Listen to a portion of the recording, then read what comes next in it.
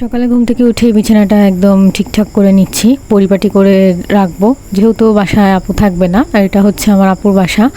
বিছানা ঠিক করার পরে বারান্দায় এসে দেখলাম যে অনেক বৃষ্টি নামতেছে, কোনোভাবেই কমতেছিল না।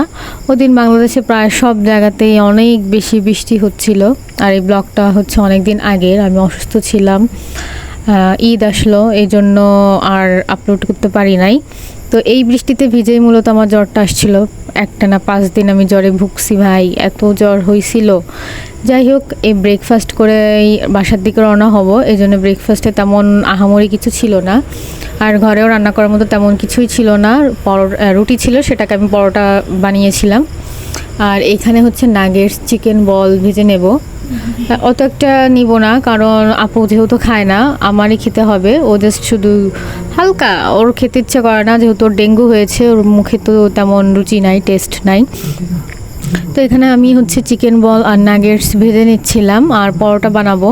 আর আম্মু রান্না করে দিয়েছিল আগের দিন মাংস, গরুর মাংস, সেখান থেকে খেয়েছিলাম দুপুরে। আর এক পিস ছিল, সেটাই গরম করব, তেমন কিছুই করব না, যেহেতু বাসায় আমরা চলে যাব, এখানে থাকবো না। তো এখানে আমার চিকেন আর নাগেটস ভাজা শেষ। দেখতে অনেক বেশি সুন্দর লাগতেছিল। আর এদিকে হচ্ছে এক পিস গরুর মাংস ছিল, আপু যেহেতু খাবে না, আমি একা খাবো, এই জন্য এক পিসে আমার জন্য এনাফ, একটা রুটি দিয়ে খাওয়ার জন্য। তো এদিকে হচ্ছে আমার ব্রেকফাস্ট বানানো শেষ, অনেক সুন্দর লাগতেছিল দেখতেই। আর এদিকে হচ্ছে আপুর জন্য ফল কেটে নেব, পেয়ারা, ম্যাঙ্গো আর হচ্ছে কমলা। হ্যাঁ, কফির পানি চুলায় দিয়ে দিলাম।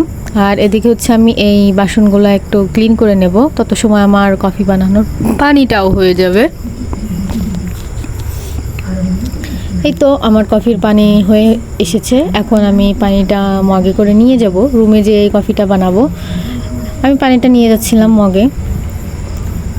এদিন কোনোভাবেই মানে অনেক বৃষ্টিতে ভিজেছি, বাসায় আসার সময়, কাউন্টারে যাওয়ার সময় মানে অনেক বেশি ভিজেছিলাম।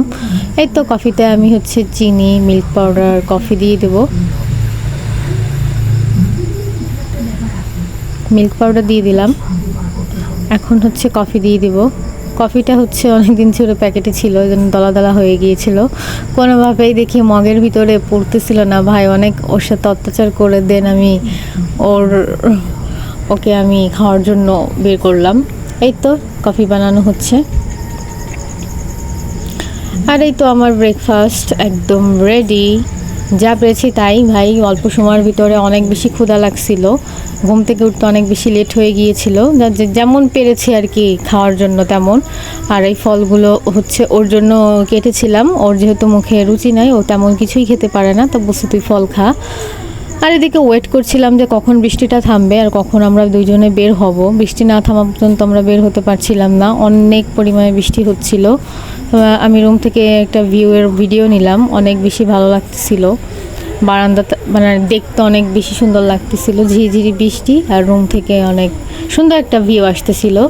আর এদিকে আমি হচ্ছে ওর গাছে পানি দিচ্ছিলাম, যেহেতু ও থাকবে না বাসায় অনেক দিন, আর মাটিও শুকিয়ে যাবে ততদিনে, তা আমি একটু বেশি বেশি করে পানি দিয়ে দিচ্ছিলাম যাতে ওরা মরে না যায়। তারপরে কি আমরা দুজনে কাউন্টারে চলে আসি, ভিজে ভিজে একদম। ভাই প্রত্যেকটা মানুষ ওদিন পুরাই মানে ভিজে একদম শেষ। এত বৃষ্টি, এত বৃষ্টি, কোনো থামার কোনো মানে নামই ছিল না, অনেক বেশি পরিমাণে বৃষ্টি ছিল।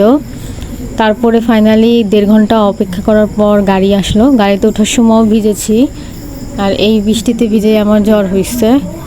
তো এই তো গাড়িতে উঠে পড়লাম, জানালা বেশি খুলতে পারছিলাম না, কারণ জানালা খুললেই পানি চলে আসে, হালকা একটু খুলে জাস্ট ভিডিও নিচ্ছিলাম। আর এদিকে বসে চিপস খাইতেছিলাম। আর এই ডেটোস চিপসটা কে কে খেয়েছো? এত এত ফালতু, এত ফালতু ছিল, আমি আগে কখনো খাইনি, ওই দিনে আমার ফার্স্ট খাওয়া হয়েছিল।